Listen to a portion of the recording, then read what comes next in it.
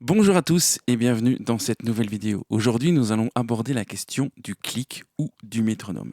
C'est un sujet qui fait souvent débat au sein de la communauté des musiciens. Il y a les extrêmement pour et les extrêmement contre. Et souvent, les contre invoquent malheureusement des mauvaises raisons. Mais ils ont l'excuse qu'ils ont peut-être été traumatisés par l'utilisation du métronome lorsqu'ils ont dû être en réalité de studio ou sur scène avec des séquences. Nous allons voir ici qu'il est possible avec Reaper simplement ou avec n'importe quel autre DAW, mais ici je vais vous le présenter avec Reaper, de programmer des clics qui sont beaucoup plus inspirants et beaucoup plus faciles à suivre que les bons vieux clics que l'on a l'habitude de connaître. En effet, on a plusieurs raisons de détester le clic. Et la première, c'est qu'on se sent comme finalement attaché à une obligation, on ne se sent pas libre du tout. Pourquoi? Eh bien souvent parce que les clics tels qu'on nous les présente sont très très peu inspirants. On va le découvrir ici directement. Je vais allumer le clic de Reaper. Voilà, j'ai mis le tempo de ma session à 90 BPM. Et si je veux enregistrer avec mon clic, qu'est-ce que ça donne?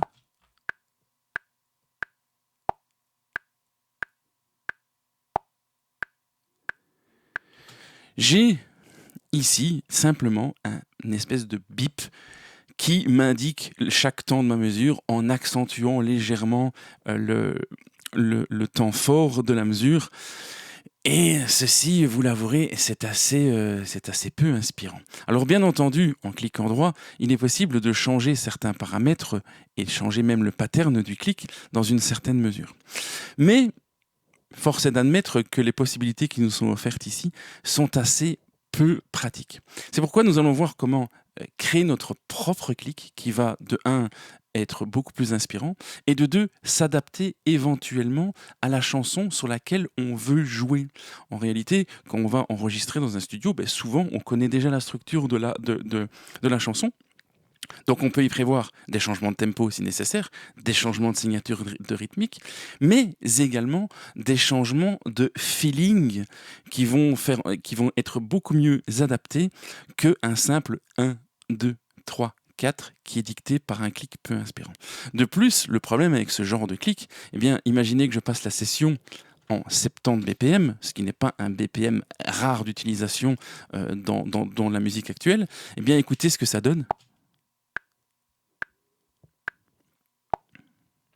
L'écart devient tellement grand entre les coups du clic, et bien que finalement c'est même difficile de le suivre, et surtout pour un batteur qui doit exécuter parfois des patterns assez complexes.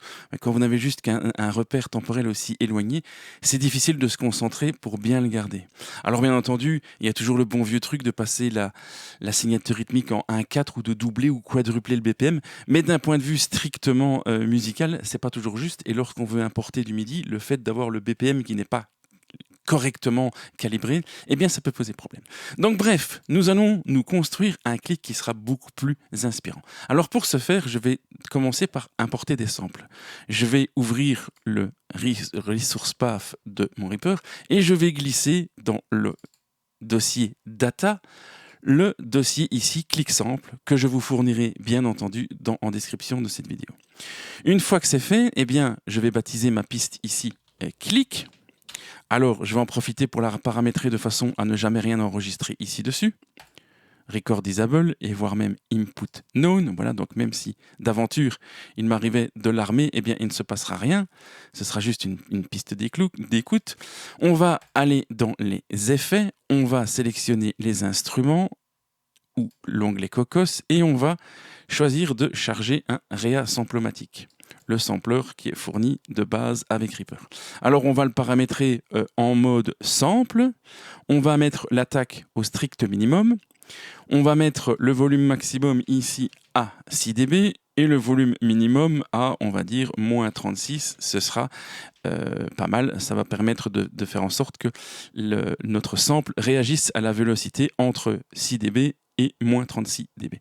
Et on va donner pour le premier sample une note de départ qui sera par exemple la note 40.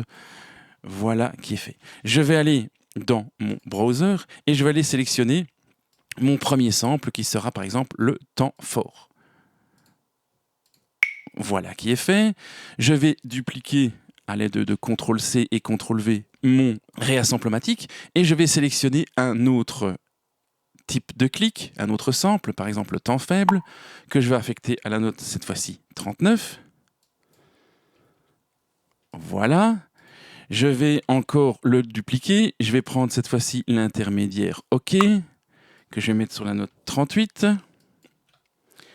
Je vais redupliquer une fois de plus et je vais mettre l'intermédiaire 2 que je vais mettre sur la note 37. Vous pouvez mettre la hauteur de note que vous voulez, ça n'a aucune espèce d'importance.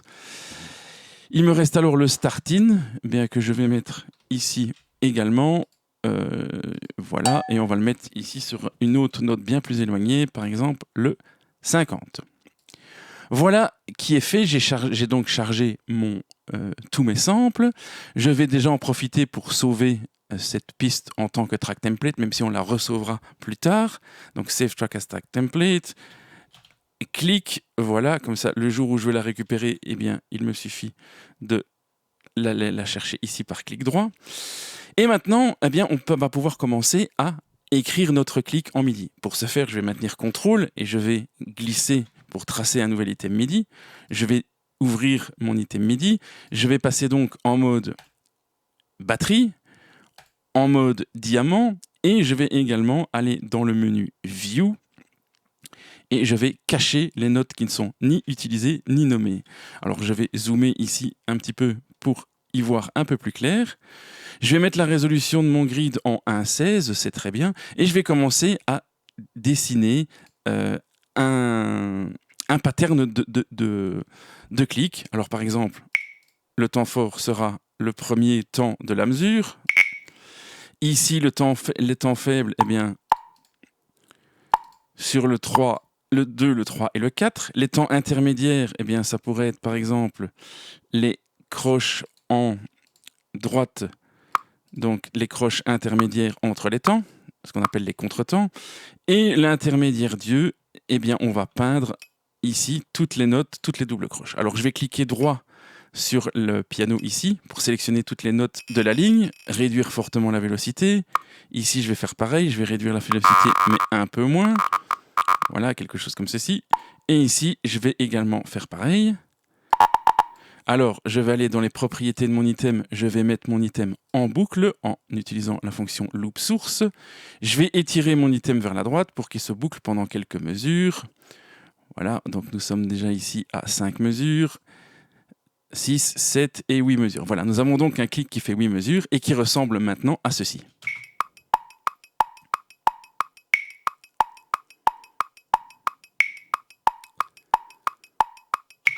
Vous en conviendrez qu'il est beaucoup plus facile de jouer de son instrument, et quel que soit l'instrument, sur quelque chose qui sonne comme ça, plutôt que sur...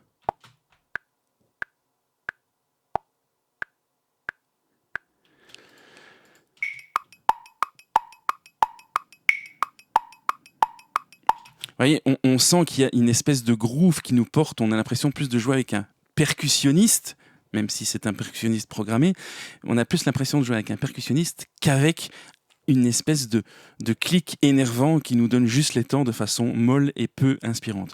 De plus, on peut s'amuser à être un petit peu créatif. Si on a envie de jouer légèrement en arrière du temps, eh bien, on peut sélectionner toutes nos notes en dehors de la première de la mesure et les décaler très légèrement comme ceci.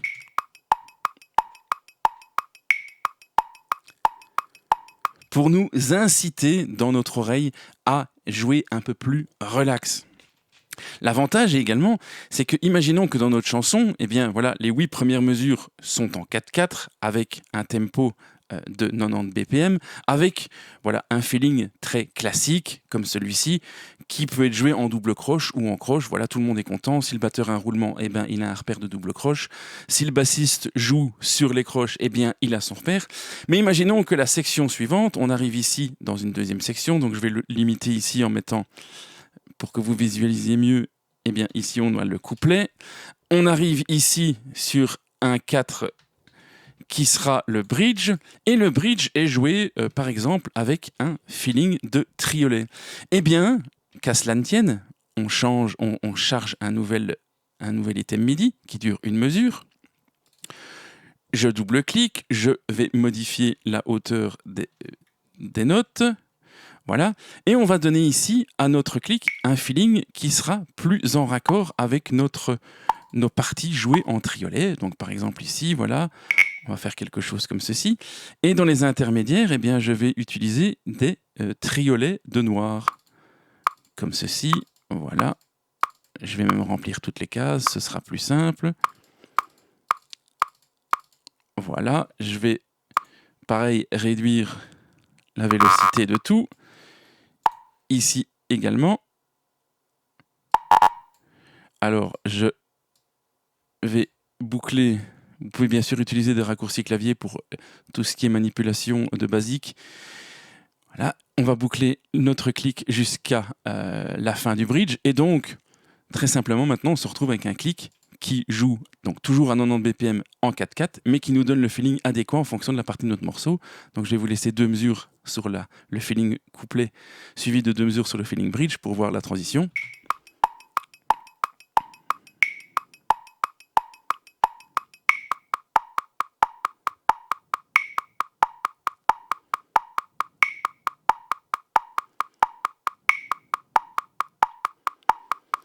Voilà. Alors que si je conservais le clic de Reaper, eh bien,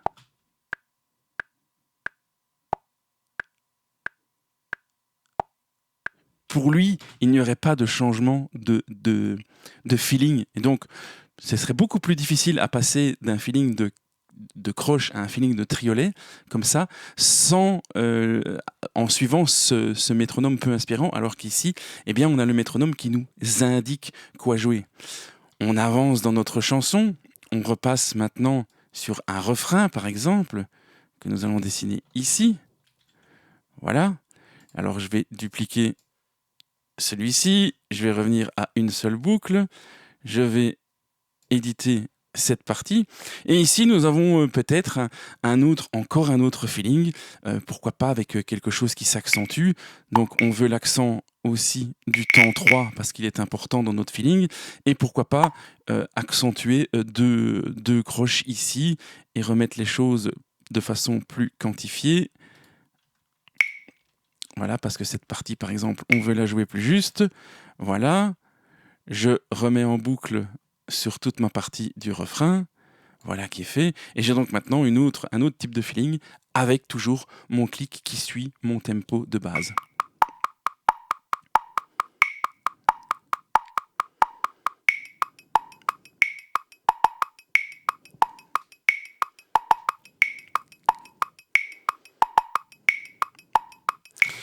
Voilà, j'espère que vous comprenez l'intérêt, parce que sérieusement, si vous demandez à votre batteur de jouer sur un métronome, que vous lui donnez ça dans le casque, il va juste râler en disant que c'est pas génial, le clic c'est pas pour les vrais, que le métronome machin, que c'est le batteur qui doit vraiment décider du tempo. Parce que, en fait, souvent, ces excuses-là sont données, mais un petit peu parce que c'est compliqué de jouer au clic quand on a vraiment une contrainte. Si vous lui mettez ça dans le casque, que vous lui laissez une demi-heure, même s'il a jamais joué au clic de sa vie, vous lui laissez une demi-heure, je vous garantis qu'il sait le suivre parce que c'est beaucoup plus instinctif. Il aura une boucle dans les oreilles à laquelle il devra juste s'adapter. Donc, exactement comme s'il jouait sur un morceau de musique. Enfin, voilà, ça correspond beaucoup mieux au feeling que les musiciens attendent. Et donc, je vous invite très sérieusement à prendre le temps de programmer vos clics. Ne serait-ce que celui-ci, le clic, j'ai envie de dire, basique, qui remplit toutes les cases d'un 4/4, eh bien, si vous ne voulez pas le programmer systématiquement, eh bien, vous sauvez votre piste comme un track template et vous incluez l'item dans votre track template. Ainsi, il ressortira systématiquement avec et vous pourrez les tirer en fonction de vos besoins. Vous pouvez également, ici, je vais insérer je vais décaler tout mon arrangement vers la droite. Vous pouvez également programmer un ou plusieurs countines. Ici, on va en faire un pendant la première partie de la chanson. Donc, je vais tracer un nouvel item MIDI. Je vais l'ouvrir. Et ici, on va programmer un countine, par exemple, qui est 1, 2, 1, 2, 3, 4, ce qui vous permet d'avoir 2 mesures avant de commencer qui vous donnent déjà le tempo et donc la prise, le batteur doit commencer ou l'instrumentiste doit commencer à jouer vraiment ici, et bien vous avez un contine de 2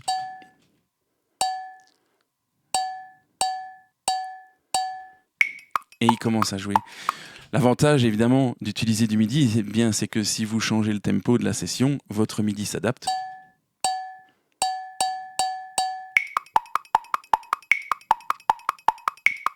Et si vous voulez programmer un changement de tempo, donc je vais revenir ici à des choses plus simples. Voilà, je vais étendre ici. Et si vous voulez ici placer un changement de tempo, par exemple à la mesure 13, eh bien vous allez dans le menu Insert, Tempo, Time Signature Change Marker ou raccourci clavier Shift C.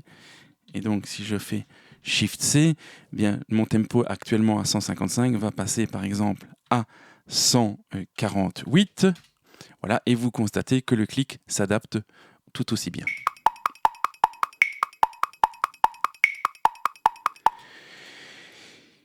Il est à noter que si vous affichez la piste de master ici dans le TCP, eh bien vous avez la possibilité de voir la ligne du tempo, et si d'aventure vous vouliez créer une transition plus douce, eh bien vous ajoutez un point, vous cliquez droit et vous pouvez définir une courbe plus linéaire afin de rendre la transition entre les deux tempos plus douce.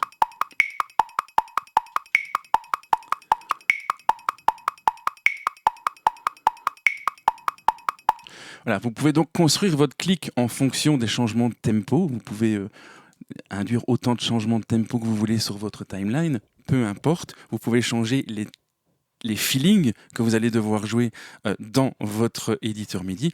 Et bien entendu, si vous jouez des autres signatures rythmiques, comme par exemple le 6/8, eh bien, vous pouvez également programmer un clic qui remplit les cases d'un 6/8, par exemple, avec le temps fort sur le 1, un temps faible sur le 4, par exemple, des intermédiaires sur chaque croche,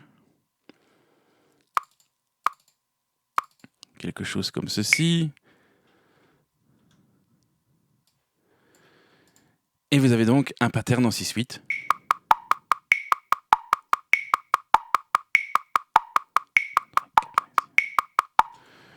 Auquel, bien sûr, vous pouvez réduire l'intensité des croches si vous le souhaitez.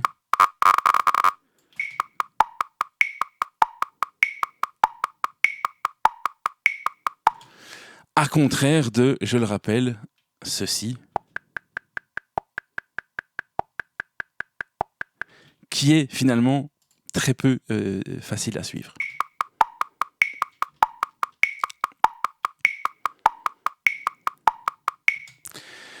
Voilà, merci pour votre attention.